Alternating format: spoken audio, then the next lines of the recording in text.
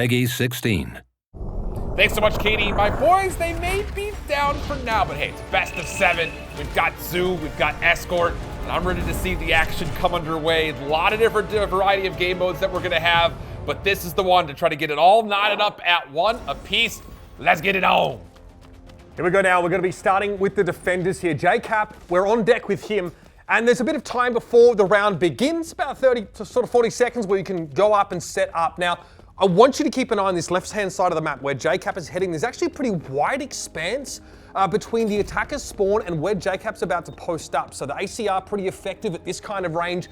Can be punishing for the defenders to make their way out here, especially into this mag barrier. Yeah, and the other thing to keep in mind, and I know some people are going to be looking at this saying, these guys are getting shot off spawn. There are barriers that will protect you from the attacking side so that we are not just getting spawn trapped over and over and over again. But like you mentioned, the checkpoint will start to move. So for the defense, if you can sufficiently trade out kills here, you can really keep the pressure on and keep the offense off that opening package. And the nades are coming out to play already early for JKap. You know what's funny? You can react to when you get eliminated in a different way. You can kind of emote it to some degree, which is a bit of fun there. JKap key nade here, but looks like, Team 8's already starting to make their way up the map.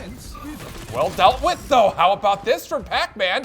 Has one more in front, and it's a triple from Pacman, completely staving off the offense. It looked good. I mean, everyone was getting out of spawn. Pac was the last player left, but he's able to keep the defense going with only giving up just 4%. Look at that total in the middle. Yeah, he's really working that part of the map. ZooMaa, again, on his way to spawn now. He's on one of the cleaner classes, so he's actually picked up the Molotov as one of his deployables, maybe to make it harder for the defenders to set up on a high ground or around the periphery. You can see now the package is on the move, mag barrier set up, and very quickly ZooMaa takes the fight straight to enable. The other thing you got to keep in mind is not only does the package move when you're in that little circle, the more players you have in it, the faster Carlos will start to go. Where on the opposite side, if you haven't been in this radius for all that long, there is a chance for the package to start to retreat backwards. So it does have a little flexibility in how it actually moves across the terrain. ZooMaa opening up space, and this will start to get you towards that first 33%. That's your first checkpoint if you're looking at this for Team 8. This is really good progress here. We talked about the left-hand side of the map from the defender perspective.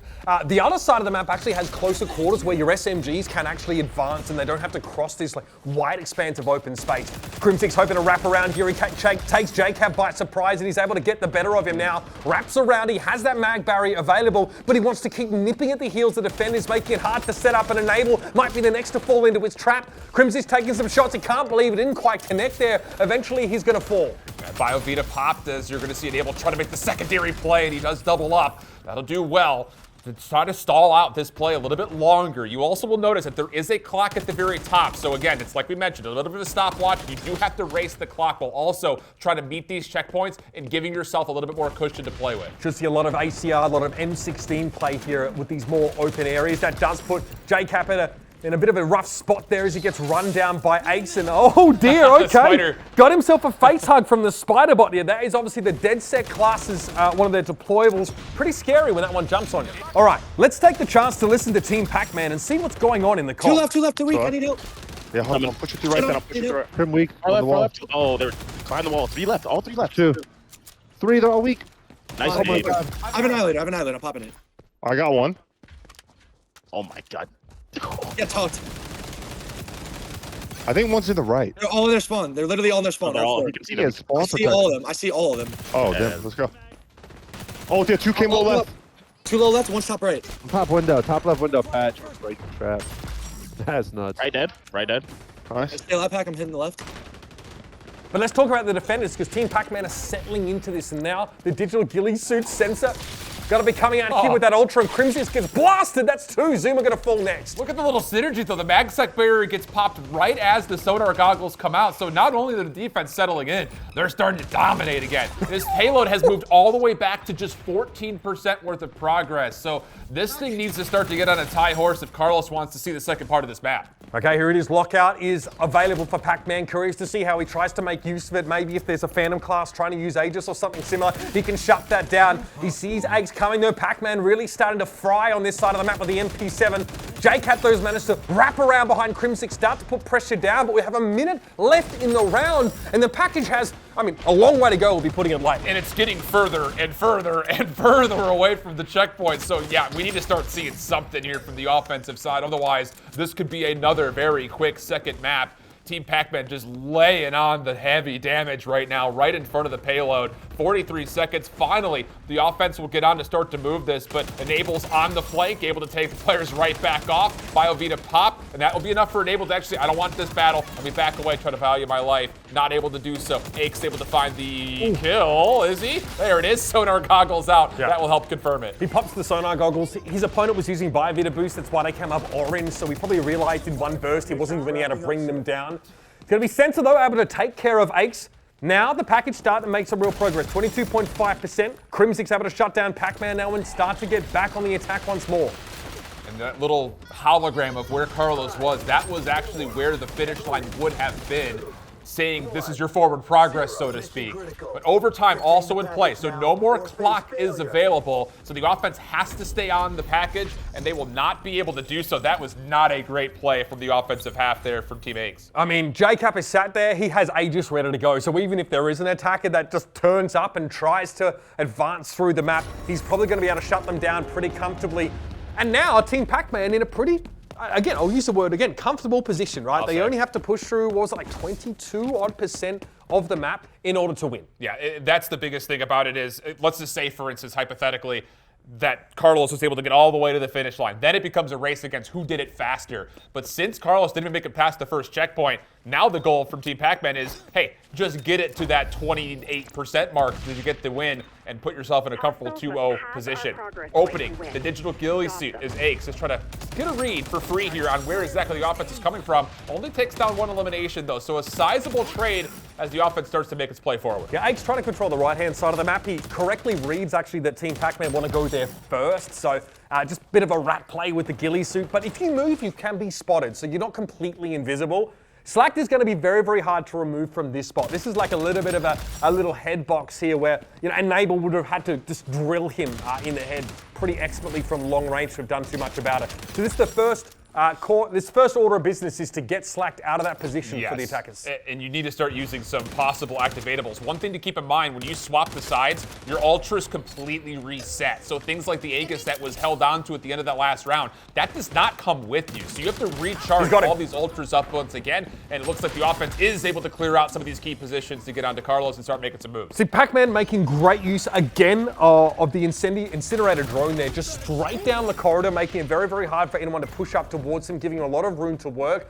And we're on the move here. Your Censor trying to make his way to the right-hand side. He's been playing the MP7 pretty much this entire map so far. That combined with the digital ghillie suit, when you're not moving, makes it very, very hard to spot you. It's almost impossible to sort of win that. You've got to have a sixth sense about that kind of thing. 15% and counting here. Team Pacman taking no prisoners. And a prime example right there of Censor being able to scout out the opposite echelon in that digital ghillie suit. So yes, it's difficult to see players, but if you've got a keen eye, it's almost easy to pick them up. And that is it right there. Wow. Well, quick as you like, it's another map where Team Pacman come out on top. A indomitable defense turns into a lightning-fast attack, and that's going to be 2-0. Well, I know this is a best of 7, but Team Pacman in 2 maps is already halfway to winning the entire show match, and that is very scary, especially for Shift, who picked Team Ace. Look, it was a mercy rule in Game 1 as we pull up these results. It was unstoppable Game 2. What is going on? Look, Team Pacman is getting it done outside of just Pacman, who is the one that really kind of showed up on the top of the scoreboard for his squad in map number 1. To see JKap, Enable, and Censor all put together some incredible numbers, that just goes to show that the team is fully clicking and fully functioning, which is a bit of a surprise to us generally, considering that they had a last-minute fill-in for JKap, and he's topping the leaderboard. Yeah, I mean, in playtest, Pacman is like solo carrying the team, unless Ace is on that same team, in which case it's super unbalanced experience, and we're just getting absolutely smacked there. Look, you saw how difficult it was, I think, for Team Ace to start to attack on that map.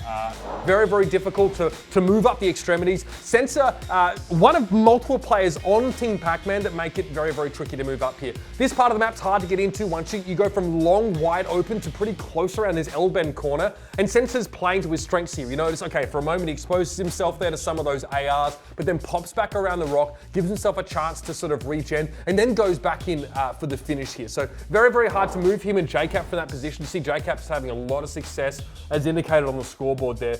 Really hard, I think, to get started on that map. It's a shame because Zoo's a fantastic, gorgeous map. You'll see it, of course, when you have a chance to sort of, in the future. We didn't get to see as much of it, though, of course, as the team who attacks first isn't able to get very far. And to see Doug playing around his teammates like that, that's just great, rare form for Doug Censor Martin, who we're used to seeing. That's common form. No, Common form Doug Censor Martin is him without sleeves on. I don't know who enforced the sleeves rule for this event, but you had to know that Doug's feeling more constrained than normal. We have a strict fire code here in Nevada. It gets too hot in there if he gets the guns out. You know what I'm saying? All right, fair. Yeah. Look, attention stays on XDefiant, not Doug, okay? That's what we're trying to get at. Let's go ahead and pull up that schedule because we're moving on to map number 3. That's going to be on Pueblito, and it's going to be the Occupy game mode. So, Shift, if you wouldn't mind, we've seen Domination, we've seen Escort. What can we expect out of Occupy? This is a game mode that all 8 of these players are going to be very familiar with. It is a moving hill-based game mode. You're going to see 5 different zones that will open up. They'll extend for 60 seconds at most,